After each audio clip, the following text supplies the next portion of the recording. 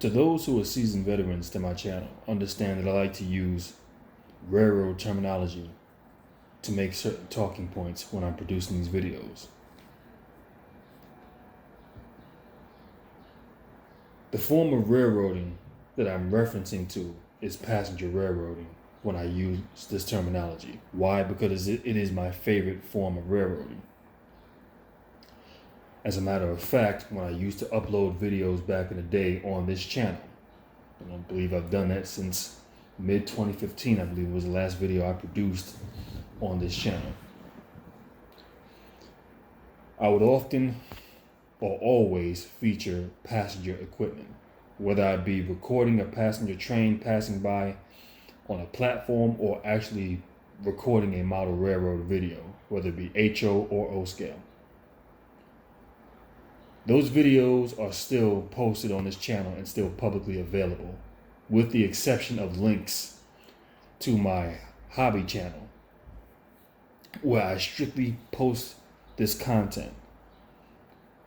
And that's where you'll find these videos being posted. And it's been done like this for the past, I would say, over 4 years now. But those videos are still are still public. The reason why I've referenced this is because I want to reference passenger operation. And what I might start incorporating into my talking points is talking about just passenger operation, whether it be via bus or train operation. The reason why I state this is to hit on a certain talking point. Now, I'm going to take people down a little journey right now, and y'all can bear with me, and you'll see how I'll eventually tie this in with what I'm going to say in this video. So let's just take a city like New York City, for instance, where I'm from. You have, or at one point in time, had a bunch of private bus companies that ran the express bus routes throughout New York City. You had Liberty Lines Express, which Liberty Lines still exist now. They just don't have that division anymore. They mainly run the Westchester County. You had New York Bus Service. You had Jamaica buses. You had Command buses, Green Line buses, Queens buses. All of these various different bus companies that ran throughout specific boroughs ran express bus service from that borough into Manhattan.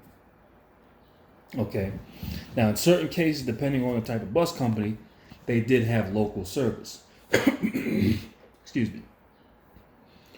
But the reason why I reference this is because when you're dealing with express buses, and we know that I believe it was sometime either back in late 2004 or early 2005, MTA had purchased out all of these companies. I don't know whether they bought them out or whether they just said, we're taking this over. Done for. Now, with the express buses, even from when these private bus companies ran this express bus service into the cities, you can tell that when you looked at this bus, this was not your typical bus. This wasn't a bus that you could get on. I think it was $1.25 back at that time. You wasn't going to get on there with $1.25. When you look at the bus is usually a lot cleaner. The bus typically has only one door for boarding passengers and alighting passengers, rather than the two doors, the one in the front and then the one in the rear. No, there's only one door. When you get inside of the buses typically are clean, they smell good. The seats are cushioned, and just about 9 times out of 10, you can always get a seat on these buses. This is how this works. And the fare is typically more expensive. That's the way that works. Now, these buses don't run as frequently. Likewise, if you compare it to the railroad. But let me just put a pause on that for a second, because we'll get to that in a minute. So we know when MTA bought out these bus companies, these private bus companies ran, in many cases, what were called MCI classic buses throughout certain parts that you can catch these buses. And we know that in certain parts, where, let's say if you had a bus that ran from the Bronx, let's say you were taking a New York bus service or a Liberty Lines bus, taking one of these express buses. These buses don't stop frequently. Also, what they do is if they're coming in out of the Bronx and making their way into Manhattan, they pick up in the Bronx. They don't drop off. And then by the time they get into Manhattan, that's when they're only dropping off and they don't pick up. So meaning if you try to catch this bus in Manhattan to go further downtown at 23rd Street, they're going to tell you, listen, we're not picking you up. They won't even stop for you. Unless there's a passenger requesting to stop, that bus won't even come to a stop. If you know anything about passenger operation, you know that the one thing in passenger operation is you can run late with passenger operation. You can never run early. Meaning that if you run late, your bus gets to the stop late, guess what? You're not going to get penalized. However, if you leave that stop before the leaving time that you were supposed to be there, then you can get penalized by the company. This is the one thing that we do understand. So now we know that at a certain point in time, if you take, and I'm going to use New York Bus Service and Liberty Lines as an example, that they're going to make certain stops throughout the Bronx. Then at some point, they don't even stop. Okay, we then made our last stop in the Bronx, and now we're making our way into Manhattan. We're not picking nobody else up now. And we're not dropping off until we get into Manhattan. That's how that's going to work. So you can request a stop. That bus driver is not obligated to stop for you. That's how that works. Why? Because these are express buses. They operate completely different. Also, we know that you don't find these buses running as frequently as you will find a local bus. A local bus, what is the difference between an express bus and a local bus? A local bus, you'll find this pretty much all over the place. You'll find this on every major street, or in certain cases, secluded streets or private streets. You'll find these buses running. These buses, you can get in at a cheaper fare. These buses have front and rear doors, and the seats are not cushioned. This is the difference. Now, it's kind of similar when it comes down to passenger railroad operation. In passenger railroad operation, well, the fare typically, well, no, depending on how far you're going, is how they charge you. Now, the insider conditions of the train are typically the same, but you know if you're catching a diesel passenger train versus an electric MU consist. Now, some of y'all don't know what I'm talking about. You'd have to look some of this shit up. I don't want to spend too much of my time harboring on the various different types of trains and whatnot. I'm not going to get into all that, but I just want to make my point. But typically with diesel passenger trains, and we'll take Metro North for example, versus the electric consists, which are MU sets, M3s, M7s, and M8s. If you're talking about Long Island Railroad, you know that they're adding in brand new sets of M9s, but that's beside the point. Now, the diesel consist is what consists of, for Metro North, it's a P32 AC and some Horizon Fleet coaches. Long Island Railroad, their diesel set consists of a DM or DE30 locomotive with some C3 bi-level sets. MU sets are the M9s, which I don't know if they've actually put them in service, the M7s, and I believe they have a few M3s kicking around, and that's about it. Now, the difference with the diesel passenger sets, these trains are only peak hour trains for the most part. Meaning you're going to find these trains running during peak hours primarily. They run at further distances. That's how that works. You have to pay more money to get on one of these trains if you're going further than where the MU sets run at. We know the MUs are powered by third rail electrical power. If you're taking the train at a Grand Central Terminal and going up to Croton Harmon, you know that that's the last place that train is going to stop at. Why? Because there's no third rail beyond that point, meaning you have to catch a diesel set. So if you want to go from Grand Central to Poughkeepsie, you have to catch you a train that consists of a P32 AC and a set of Horizon Fleets. That's how that works. Meaning you're going to also pay a higher price range to get on that train. This train does not stop all over the place. In many cases, this train, you might see it in passing, but it's barreling down a station. Okay? So yeah, okay, I might be at, let's say, Ludlow. And you might see that train, or you will see it, whether it be going northbound or southbound, but it's not stopping there. It is barreling through that station at 70 miles an hour. That's it. Get out of the fucking way. Or get ran over. That's how that works. Meaning this is an express train. This is not a local train. You're not going to see this train everywhere. You don't have the same accessibility to this train. Likewise, when it comes down to the bus service, the local bus, you have easy accessibility to that bus. Now, if you think about how MTA has done it now, they've bought out all these companies and now they took out the MCI classics, put in these big MCI coaches. They've been running them for over 15 years now or more. I think it's been close to 19 years. So if you're getting on one of these buses, you know these buses don't stop everywhere. You know you're not going to find this bus as frequently and have the same accessibility as you would have to that local bus. You're not going to catch a BX11 Express bus the same way you would catch a 39 bus, a BX42 bus, a 15 bus, a BX12 bus. It doesn't work that way. You're not going to find that. Meaning you do not have the same accessibility. These are limited buses. They're express. These are commuter buses. We are picking up and we're going straight to our destination. These buses usually travel a lot faster, usually have better acceleration than your inner city buses. They're built better. Why? Because they're built for commuter runs. This is how they work. Now, some people will say, what the hell are you talking about? You just sat here and drew us through this long, drawn-out analogy for 11, 12, 15 fucking minutes, man, about passenger operation. Get to the point of your fucking video. Okay, all right.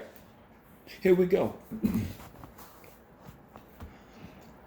The reason why I use that analogy is because I can actually use that to compare many of these Negroes that you see here online. And I can use it to make certain distinctions between certain groups of Negroes that you see here online. And you have the groups of Negroes who I would classify as local Negroes. And then you have the group of Negroes that I would classify as express. What do I mean when I say local and express? What's the difference? Okay, what is your comparison? What is your point? Okay. The local individuals are the ones that you can see damn near every day producing content. In certain cases, it really isn't good content. But they're just kicking out content. What do I mean when I say this? Multiple live streams a week. 8-hour, 9-hour, 10-hour long fucking live streams.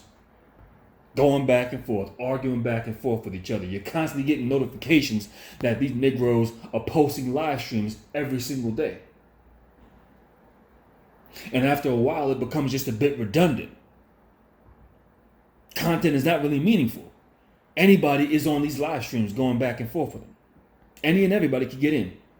Just a simple request, and you could be on the panel going back and forth, bickering with these Negroes. Then you have the express individuals who don't stop as frequently. And what do I mean when I say that? And I lump myself right into that category. An express individual, an express brother, an express woman is somebody that posts videos. You might get them once a week. Meaning you're not going to find this individual in the same spaces that you are going to find these typical Negroes. They're not predictable. If my schedule is to produce a video once a week, once a month, that's what you're going to get. You don't know what time of the month it's going to show up, what time of that week it's going to show up, but the video will be there. Meaning you're not going to find these individuals in live streams bickering back and forth with other people. That just doesn't work that way. They produce their content and that's it. Their content usually comes at a higher premium because it has more substance to it. It holds higher value. It's potency. When you listen to it, you actually gain something from this content. Likewise, when it comes down to that express bus, you get on that express bus, yeah, you pay more money, but you're guaranteed a goddamn seat and a rather comfortable seat at that as well. If you want to kick back and go to sleep until you get to your destination, you can do that. Because it's better quality with this bus. The inner city buses, guess what? Everybody can get on that bus. Anybody with 225 or 250 or whatever it is can get on that bus and board that bus. A damn crackhead can get on that bus. There's no limitation to who can or can't get on that bus. Many people who don't even pay their fares are riding that fucking bus. And you sitting on there with a bunch of them. Meaning you're lucky if you get a seat. Meaning, guess what? You're not going to be able to take no nap and sleep comfortably. And if you can get a seat, guess what? Them seats are hard as hell and chances are they're dirty, so you don't even want to sit down in that fucking bus any goddamn way. So this is what I'm referring to when I say, yeah, you have brothers and sisters who are expressed. They travel coach class, commuter class. These are their runs. You're not going to find them in certain panels in certain spaces engaging in certain activities. They don't do this because they take pride in their content. You're not going to find these brothers sitting around on multiple 8-hour-long live streams throughout the fucking week, having arguing contests, shout contests, calling each other names and roasting sessions. You're not going to find them doing this. This is also another reason why I've stated before, I don't do live streams. I refuse to. It is kind of like that express bus. You know, if you live in, if you going to Fordham Road, over there on Webster Avenue, and you think you're going to catch an express bus, keep on looking. You ain't never going to see it. It won't even pass that area. You might be lucky on the Grand Concourse somewhere, but you're not going to find it there. Why? Because the bus don't stop there. Likewise with brothers like myself. So when it comes down to panels where you have people going back and forth with each other, you won't even find someone like me on that panel. There's not a chance in hell. And the funny thing is, we're going back to what, 6 years ago. And you had Negroes when they first started having these vlog talk radios. And I remember one referenced me and mentioned, eventually it's only a matter of time before he comes calling in. Watch, the brother of logic and common sense, he's going to come calling in. Listen, man, no, that's never going to happen. That will never happen.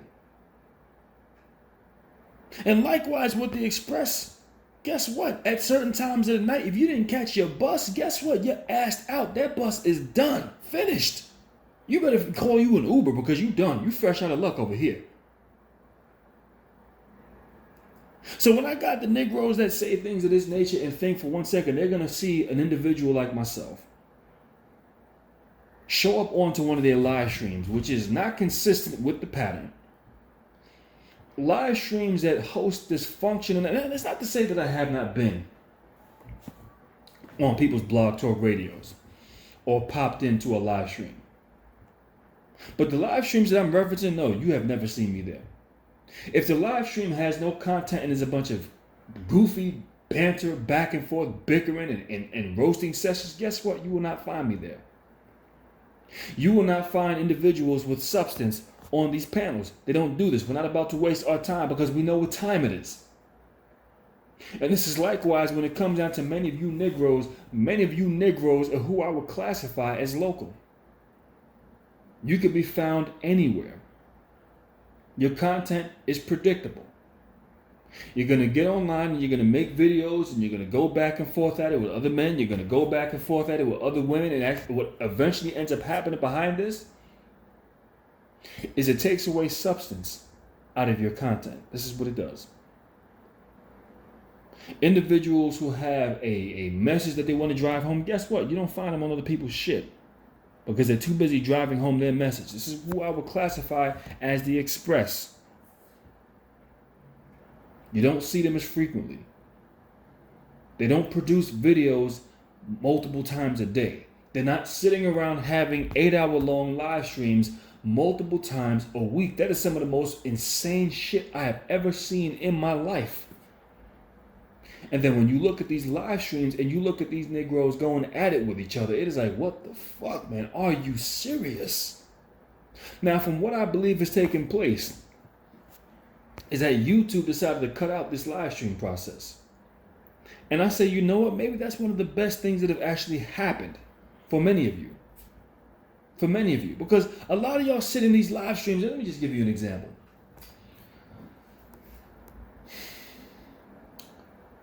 I've referenced a talking point for years now that if black men build it, women will follow.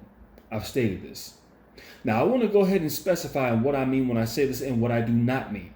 I'm not telling you to build it so you can get women in line. No, you build it for yourself. It's that simple. Now, if the women choose to get in line, cool. If not, to hell with it. That's the way that works. But in many cases, what I mean when I say if you build it, the women will follow. If you build it, you set you control the narrative. You set up the outcome, what you want and what you're not going to go for. You set forth the guidelines. So that way, if you have women that will follow or that want to be a part of it, they're either going to follow it according to the structure that you put in place, or you can kick rocks. Excuse me. Now, I sat back and I listened to a live stream. And this was also a reference that black men talk about, if you build it, women will come. And what one referred to is that, well, I don't believe that. I believe that they're just going to change the goalposts. Then in that case, what you have failed to do is you have failed to actually set it up and build it according to your standards. It's that simple. Number one, like I stated before, you don't build it for the sole purpose of women. You just don't do that. Number two, if you're going to build it, like I said, you control the narrative. And you got to treat it the same way that you would treat it like any reputable company would treat this. A company that's looking to hire people is going to post an ad, whether it be in a newspaper, whether it be on a website or Indeed Jobs, however you go ahead and you find your job searches. And when you click onto that job, it's going to show you it's first going to give you the presentation of the company, how long they've been around, whatever their history is. Then it's going to give you the job description, what they're looking for. It's going to tell you what the job consists of, but not limited to. This is typically what you're going to find. And then typically sometime after that, you're going to see the requirements for you to be able to apply for the job, if you would be a good fit for the company. This is how this goes. And then usually it'll showcase what the starting pay rate is and then top pay, if that's what they showcase. At that point in time, it is at your discretion as the individual to decide whether you were going to apply for this job, whether this job would actually be good for you. They let you know the benefits package, whether it's 401k, medical. This is what they let you know. It is at your discretion at that point in time now to decide whether you're going to apply for this job. Now, once you've applied for this job decides whether the company decides whether you would be a good fit, either by inviting you in for a test session or inviting you in for an interview. This is how this works. Now, if you make it to the interview process, what they're going to tell you is, listen, this is what the job consists of. This is what we're looking for. These are the rules and regulations here. This is what it takes to be qualified for this job. This is what it boils down to. This is our benefits package, non-negotiable. This is our starting rate of pay, non-negotiable. This is what top pay is, non-negotiable. These are the union benefits and union dues, non-negotiable. You see, this is how companies treat people who come in and they want to apply for work, and yet they will still get people applying for these jobs left and right. And what they have done is when they state non-negotiable, they are letting it be known, listen, we are setting the standards here. This is what we're looking for. This is not up for discussion. Either you decide you want to be on board with this program or you don't. And if you don't, okay, that's perfectly fine. Then maybe this isn't the company for you. But you're not going to reap the benefits over here either. So now back to when I listened to this live stream and the talking point was referenced that if you build it, the women will follow. And I sat down and I listened and I tried to listen. I didn't go through the whole thing. And maybe I'm going to sit down and listen to a bit more of it. But from the time I listened to it and that talking point be referenced, it was never thoroughly addressed. And this is what becomes disgusting to me because it just shows the lack of focus that black men have.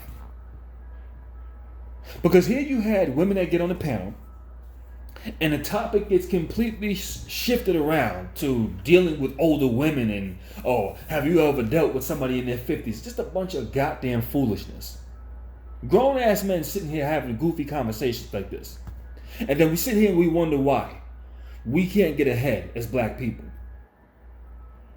We sit here and we wonder why we get the lack of respect from society the way we do as black men. Because the majority of y'all ain't serious. This is the problem with many of you.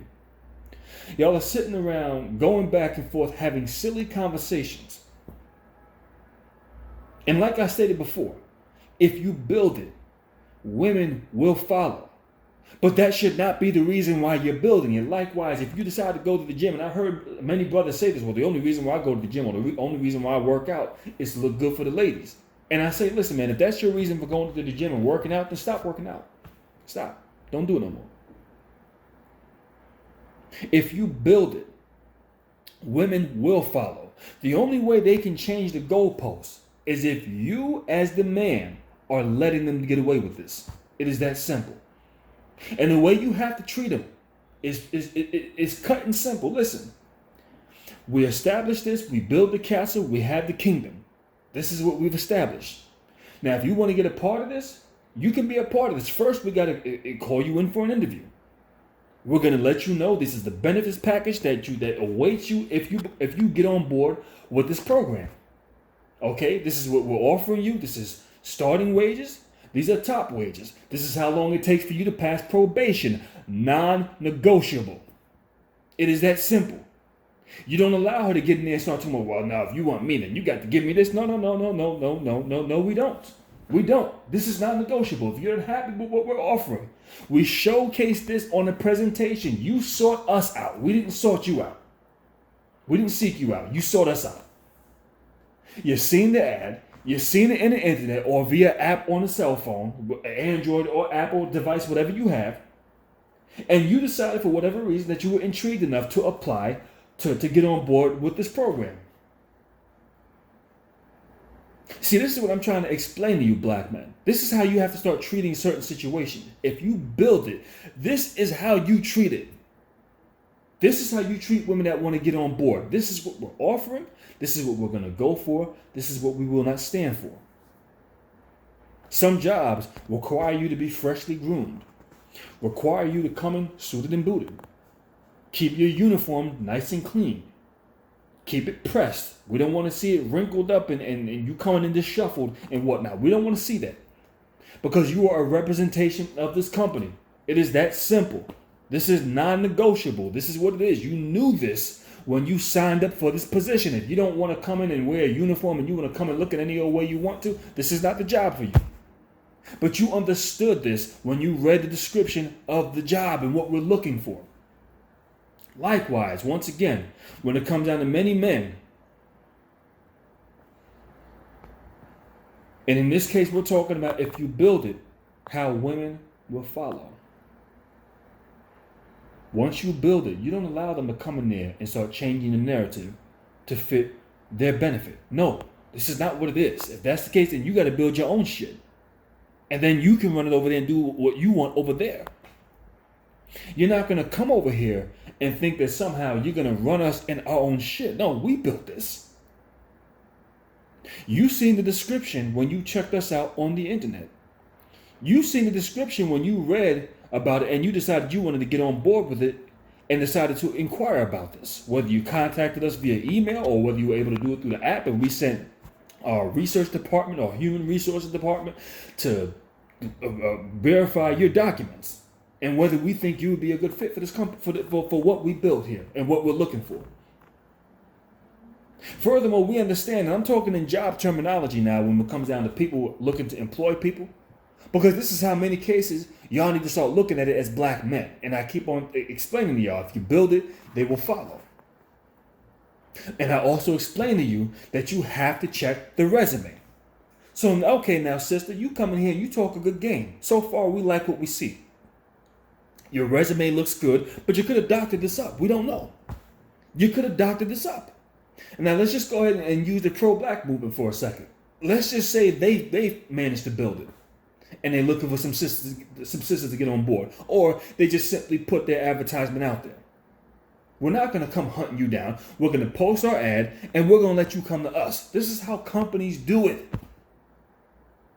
And there's a lot that can be learned behind this if black men start applying some of this to their everyday life. And once again, we're going to take it back down to the pro-black movement. Okay, we built the castle. We got the kingdom. We got job opportunities. We got financial resources. We got benefits packages, everything. We have set up an environment where you can be secure and protected. Since the black woman talks about being provided for and protected, okay, if this is what you're looking for. Now, once again, you sought us out. We didn't seek you out. We just simply built it and we posted advertisements for it. Whoever was interested in it had to decide or reach out to us, letting us know, listen, I'm interested in your program here. How can I get on board? Now, that has let us know now that you want to be on board with what we're offering here. So meaning, first, we have to decide whether you would be a good fit for this program. Furthermore, we would have to decide whether we want to invite you in for a testing session or invite you in for an interview and get a feel for who you are as an individual. Now that all of this has been concluded and you have passed thus far, you're still not out the woods yet. You're not out the woods. Just like when it comes down to a job, what do they do after they've done the interview? They conduct a background check. Because now that we've seen your resume, we need to see that whether what you put on that resume is legit or whether you just doctor that resume up, trying to showcase that you're something or acting as if you're someone who you're really not. In this case, if we're talking about the pro-black movement, okay, now we need to do a background check on you. We need to see what your dating preferences were. Who have you been in relationships with? To determine whether you are truly a pro-black and whether we can make you a part of this. Wait a second, hold on a minute. We see too many white guys in the mix here. What the hell's going on? Hold on a second. You got YouTube videos putting white guys on pedestal. Oh, sorry, so you're not a good fit for the company. Sorry. Your interview went amazingly well. Your resume was impressive, but your background check, we're sorry, you failed on that. We cannot bring you into this. This is how a company would treat you. Furthermore, doing a drug test. You pop for drugs, it don't matter how well you did on that interview.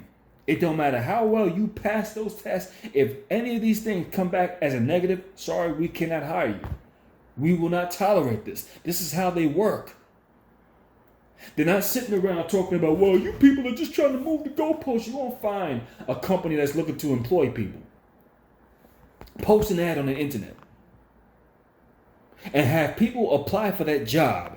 And then when people apply for that job, the company's complaining, well, you're just trying to change the goalposts. That's some of the dumbest shit I've ever fucking heard. This is another reason why they put, this is the stipulation, this is the benefits package, this is non-negotiable. Not arguing with you. If you don't like it, hey, this is what it is here. You ain't got to come over here. It's that simple. You coming to me. I'm not coming to you. If you don't like it, listen, I'm not going to argue with you. Listen, this is what it is. Either take it or leave it. But when you try to present this to black men, it is like almost as if they have every excuse under the sun. And I'm not going to say all. I'm not going to say all. But I'm going to say that to the locals. To the ones that you can find in all of these various different spaces, in each and every space here on YouTube, going back and forth and arguing. They're the ones who are going to sit around here with every excuse under the sun. To why they can't build it. To why they shouldn't build it. Because the women are going to keep changing the goalposts. No, they only change it if you let them do it. If you allow them to get away with doing this, yeah, they're going to do it.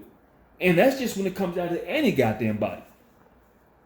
People are going to do what you will let them to get away with. If you build it, if you establish it, and it's the same thing when I've talked about these brothers who go ahead and they become wealthy, they got money, but yet y'all are somehow bending to the whim of women who have nothing to offer you. You're a rich man, and yet you're dealing with a woman that's telling you, if you're going to be with me, you got to marry me. Yeah, the hell I do, bitch. The hell I don't. You must be out your motherfucking mind. Why?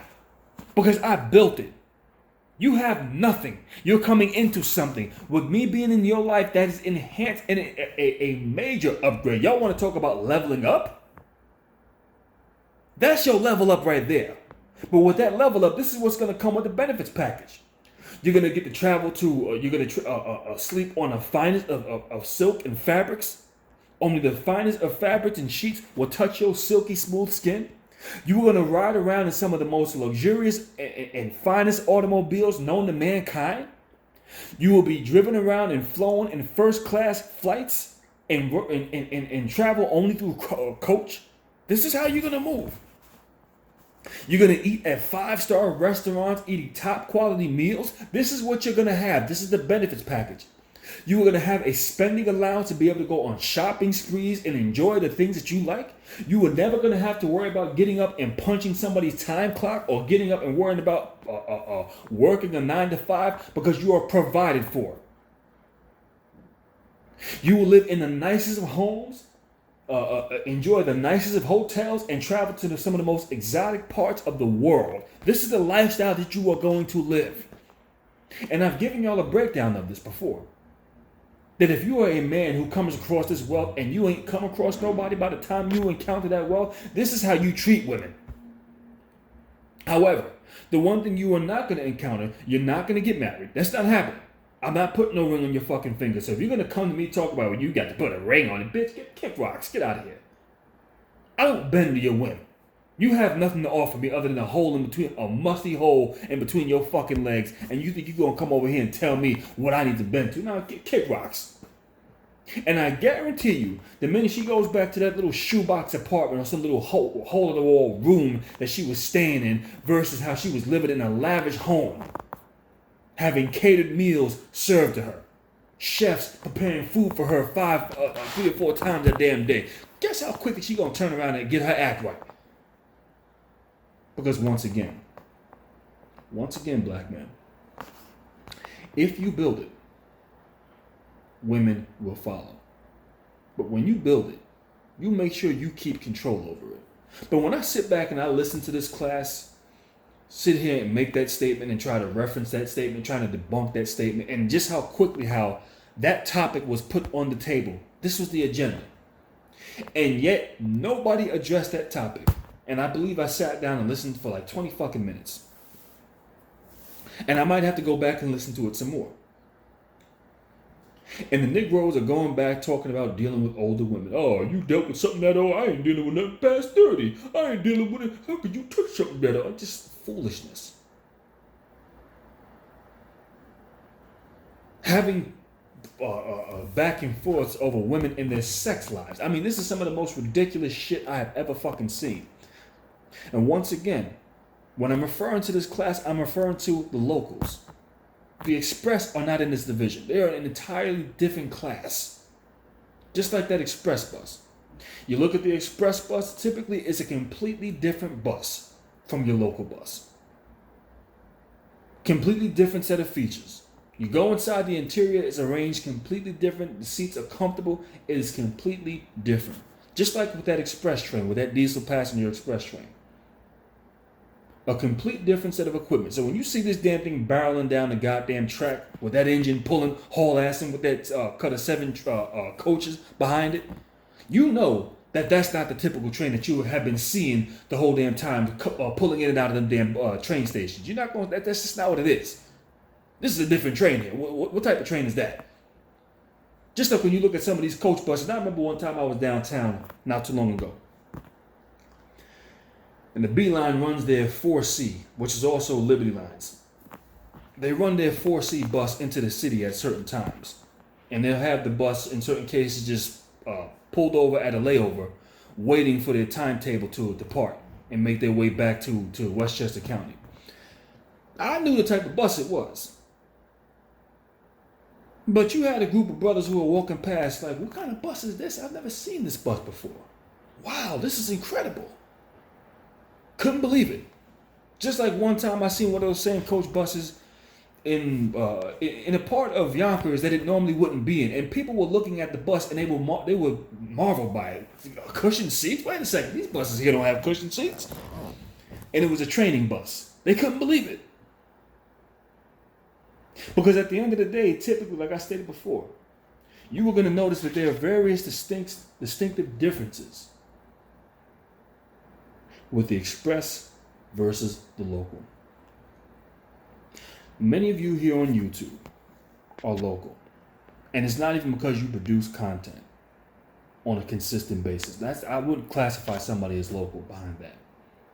The reason why I say that you're local, because you engage in foolish back and forths and bickering arguments day in and day out.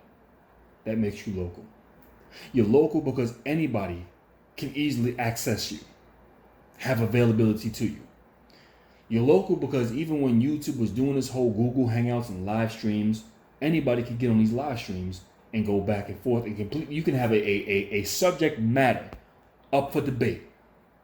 But yet somehow that can get completely squandered with foolishness. Anybody can get on there and deviate from the topic. And this is another reason why I say, yes, many of you here are local.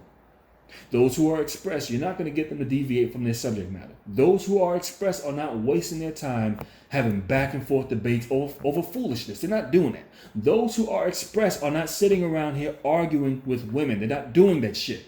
Why? Because they're express. They don't operate under that fashion. I got a mission. This is my destination, and that's all I give a fuck about. I don't care to stop and pick up every goddamn body. I'm not picking up people who don't pay their fares. I'm not picking up people who, oh man, I ain't got no money, man. I ain't got time for that. People who are gonna get in this fucking bus and fuck the goddamn seats up, leave their nasty drinks all over the damn place, playing their radios, foolishness. They don't do that. No, I'm passing by y'all. The only ones who gonna get in here are the people who got money. Why? Because they want to get in there and get a fucking seat and get to their destination. Now, some of y'all who didn't know why I was using that analogy earlier in the video, maybe now it makes perfect sense. And I myself is who I would like to classify as an express, a limited brother. Limited. Why do I say that, and why would I most certainly put myself exclusively in that category? Because I don't post content that often. It is limited that I actually post content on this channel. Like I said, I schedule myself at once a month. That is the most I require out of myself. Now, I usually do about 2, sometimes 3. But you'll be lucky if you get 2. Why? Because I'm a limited brother. So those of y'all know, when y'all sit down and y'all watch these content, and when you get that notification of the Brother of Logic and Common Sense uploaded, that's a limited brother. Let me sit down and watch this. Many of y'all will say, man, it's 2 in the morning. I stayed up late to watch this video. I got to be to work.